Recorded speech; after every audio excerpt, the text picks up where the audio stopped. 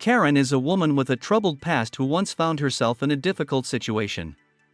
Nate Comer 660 Piacenza ed Indirizo Beni Berner Esigayer Public 39 Rumori Alang Seminio Accesso Watersil de Rap Train Band Party El del 11 Split. Her goal is to escape from the memories, from her own pain, to find a new path, a new life. But the road she was traveling on seemed endlessly deserted, as if reflecting her inner state. When the car suddenly stalled in the middle of the road, it was not only a mechanical but also a symbolic stop on her journey. A truck appeared on the horizon, and Karen waved, hoping for help.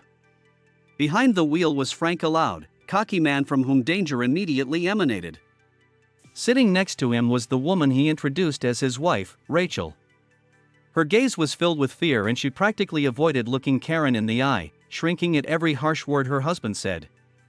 The atmosphere in the cab was tense, as if someone had turned on a spring that was about to release. As the truck sped down the road, Karen tried to get Rachel to talk, but it only served to irritate Frank. He interrupted them sharply, made crude jokes, and appeared to control every aspect of their lives. When they stopped at a gas station, Karen was able to see the true face of the couple. Frank began aggressively reprimanding his wife, humiliating her in front of everyone. When the gas station attendant, an elderly man named Sam, tried to intercede, Frank quickly made it clear that he was not one to tolerate interference. His threatening demeanor was intimidating, but Karen knew she had to remain calm. As she left the gas station, she noticed the desperation in Rachel's eyes. This woman was clearly being held hostage by her husband, her fear and depression too obvious for a professional who had worked with abuse victims for a long time. Karen tried to figure out how to help, but realized that intervening could only make the situation worse. Meanwhile, Frank was becoming more and more aggressive. He noticed Karen watching them and his tone became threatening. On the road, he suddenly stopped the car and, threateningly, demanded that Karen get out. It was then that they came across the lab, which looked strange and unusual.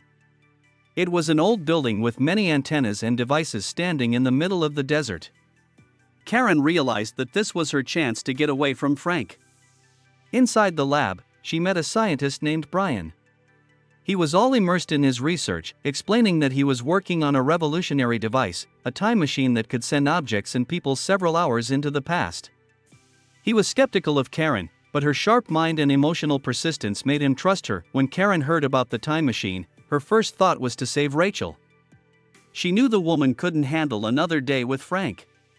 After a short briefing from Brian, Karen decided to travel back in time to prevent tragedy. However, her first attempt didn't go according to plan. She returned during their stop at the gas station and tried to warn Sam of the impending danger. Instead of stopping the conflict, her intervention only made Frank angrier. He became even more violent, accusing everyone around him of conspiracy. Each time she went back in time, Karen tried to act differently, but the results were invariably bad. She tried to take Rachel away with her, but Frank always found them. She tried to provoke Frank to get him to leave his wife alone, but this only fueled his rage. In one attempt, Frank even killed Sam when he tried to stand up for Rachel again. Karen felt a growing despair, realizing that each attempt she made was only making things worse. She began to question whether it was really possible to change the course of events. Meanwhile, Frank was becoming increasingly suspicious. He noticed that Karen seemed to know something she shouldn't. He began to watch her actions, trying to figure out how she was always in the right place at the right time. At one point he began to threaten her directly, stating that he felt like she was manipulating the situation. Karen didn't give up. She realized that the reason she was failing was because she was trying to address the violence with direct methods. Her professional experience told her that real change requires understanding, not force. In one of her attempts, she decided to talk to Frank by exploiting his weaknesses. She reminded him of his past, of how he had once been as vulnerable as Rachel. She tried to reach into his humanity, but her efforts were in vain. Frank saw it only as an attempted manipulation and became even more aggressive. The situation reached a climax when Karen realized that the only way to stop this hell was to prevent them from meeting from the beginning. She returned the moment her car stalled and decided not to hitchhike. She walked a few miles, but that didn't save her.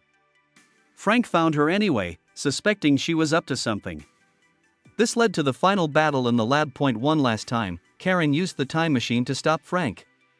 But the machine was already on the verge of breaking down due to frequent use. Frank, realizing she was controlling time, tried to take possession of the device. He intended to use it to change his past and erase all traces of his crimes. Their confrontation was intense. At one point, Rachel found the strength to intervene. She was able to distract Frank by giving Karen a chance to disable the machine. There was an explosion caused by the overloading of the device. The energy released by the machine wiped out all recent events, returning everyone involved to the original moment. Karen was back on the road again, but this time the machine was functional. Everything that had happened was erased from reality, but not from her memory. She realized that she couldn't change the past, but she could use the experience to move forward. Karen started the engine and continued on her way. Her eyes were fixed on the distance, on the future she was going to build. She felt stronger, realizing that despite the challenges, her choices would determine her destiny.